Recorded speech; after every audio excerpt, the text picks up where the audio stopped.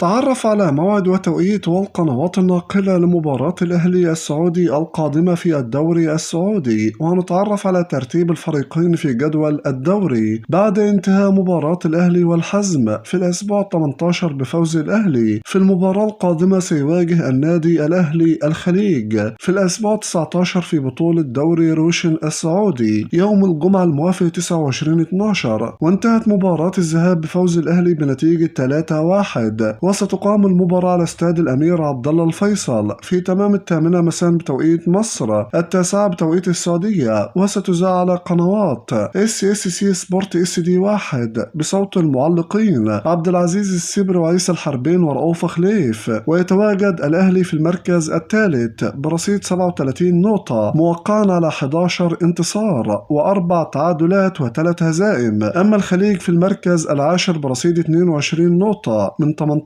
مباراة، موقعا على 6 انتصارات و4 تعادلات و8 هزائم.